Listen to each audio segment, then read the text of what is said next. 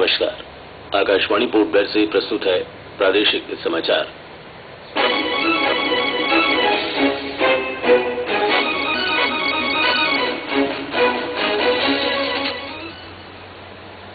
उपराज्यपाल lieutenant general A K. Singh ने digital कार्यक्रमों को आम नागरिक तक पहुंचाने की जरूरत पर बल दिया है। डिजिटल इंडिया सप्ताह के समापन अवसर पर डॉक्टर बी.आर. अम्बेडकर प्रौद्योगिकी संस्थान के सभागार में भव्य समारोह आयोजित हुआ।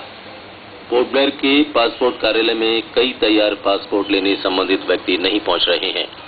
प्रदेश कांग्रेस कमेटी के महासचिव किशन चंद का निधन हो गया है और पोर्ट ब्लेयर और चेन्नई के बीच संचालित चार्टर्ड फ्लाइट के यात्री भाड़े में कमी की गई है।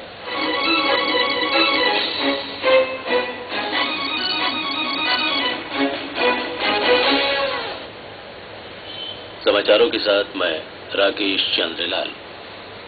उपराज्यपाल लेफ्टिनेंट जनरल ए.के. सिंह ने डिजिटल कार्यक्रमों के तहत जन सेवाओं को सभी लोगों तक पहुंचाते हुए आम नागरिक के सशक्तिकरण पर जोर दिया है। कल डॉक्टर बी.आर. अम्बेडकर प्रौद्योगिकी संस्थान पोर्ट ब्लेयर के सभागार में डिजिटल इंडिया सप्ताह के समापन समारोह को संबोधित करते हुए उन्होंने कहा कि प्रधानमंत्री नरेंद्र मोदी की ओर से शुरू किए गए डिजिटल इंडिया कार्यक्रम का मुख्य उद्देश्य जन जन को सूचना प्रौद्योगिकी उपलब्ध कराते हुए शासन और प्रशासन में पारदर्शिता और दक्षता सुनिश्चित करना है।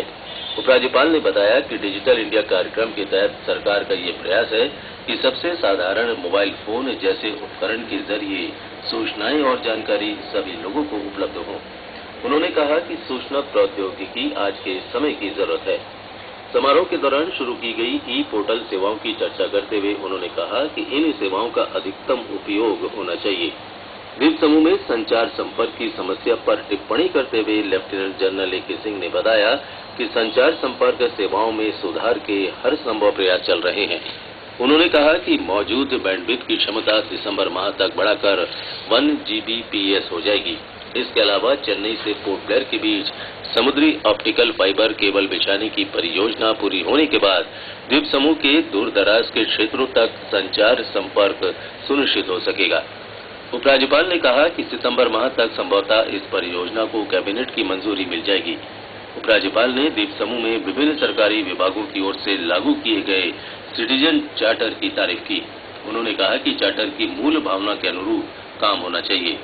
उन्होंने सभी विभागों के अधिकारियों को निर्देश दिया कि वे कार्य प्रणाली में निगरानी रखते हुए ये सुनिश्चित करें कि सिटीजन चार्टर के अनुरूप कार्य हो रहे हैं। उपराज्यपाल ने द्वीप समूह में उन लोगों को चेतावनी दी जो लोग सूचना के अधिकार का दुरुपयोग कर रहे हैं। उन्होंने कहा कि ऐसे लोगों के बारे में उन्हें जानकारी दी जानी चाहिए ताकि उचित कार्रवाई की जा सके। समारोह में सामान्य सेवा केंद्र के संचालकों के अलावा कुछ विभागों के कर्मचारियों और अधिकारियों को उनके उल्लेखनीय योगदान के लिए सम्मानित किया गया।